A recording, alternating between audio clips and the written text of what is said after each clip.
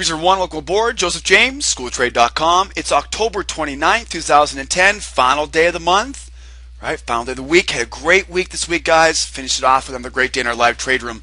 I want to thank you all for joining us today, too. We had a great beginners training this morning, guys. As you guys know, every Friday morning at 11 o'clock.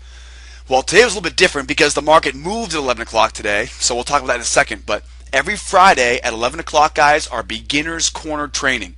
I recorded it, and I'm going to post it in the upper right-hand corner of this blog. So right above us, right above us, you'll see a section called Trade Room Resources, Webinars, and then a brand new section called the Beginner's Corner, right? It's right over my head, right here. Okay, so plenty of great stuff for all the beginners out there. Setting up charts, drawing trend lines, right? Where you can find this information. So guys, I really want to thank you guys for coming out today. We had a great time in the room today. A little bit slow at the beginning. Took some winning trades towards the end of the morning, and we capped it all off with our beginners training, guys.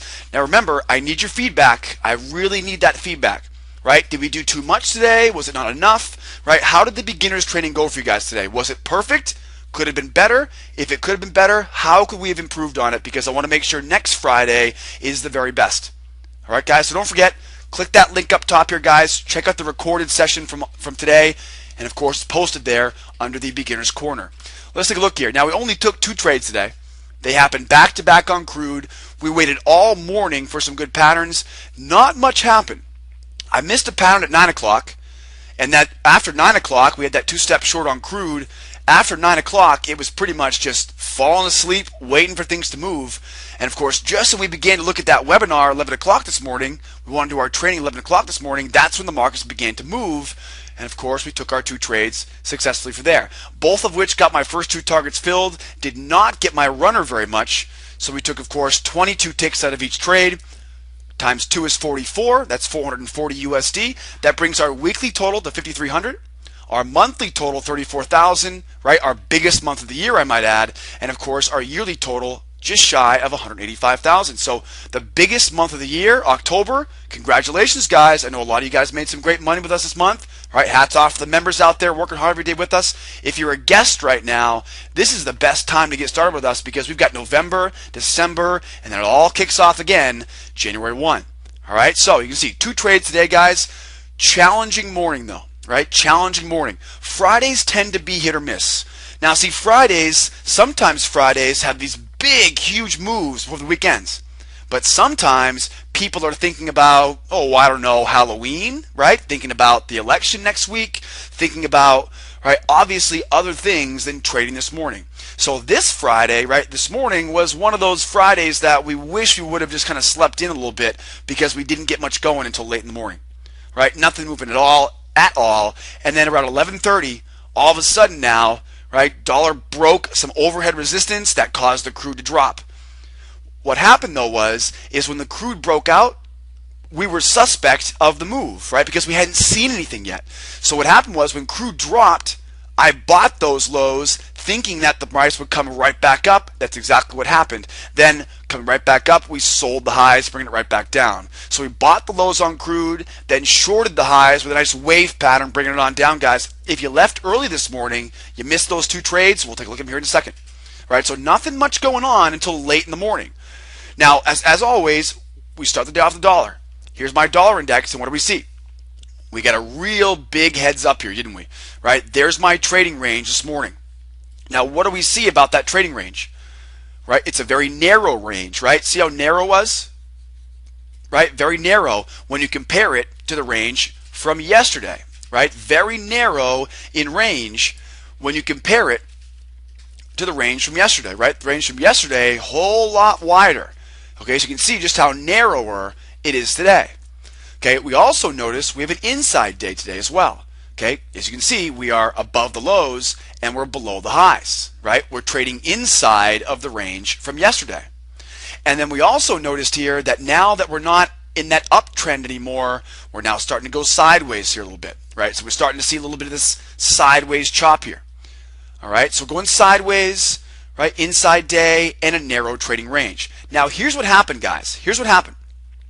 You'll notice we have our trigger line right there, right? There's my trigger line on the dollar.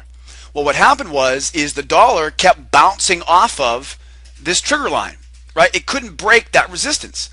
And when it broke the resistance, it came up, tested the highs. Well, when the dollar breaks to the highs, what do you think happens, right? Negative correlation, the crude oil falls. Well, what happened was, of course, we'll take a look at it here in a second. What happened was the dollar finally broke this high, well, broke the resistance to test the highs. Just that little bit of move is all it took to bring that crude oil on down, right, guys? So that's what happened this morning, the dollar. But as you can see, though, the dollar told us right away, right? Be careful out there. Narrow trading ranges, inside day, and a flat or sideways trend. All right, guys? Let's look at crude. Now, we didn't take any other trades today besides crude, so here we are.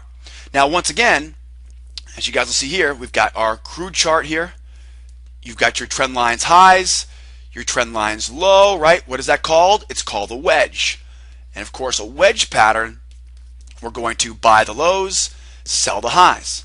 Well, what ended up happening here was we stayed most of the morning here going sideways.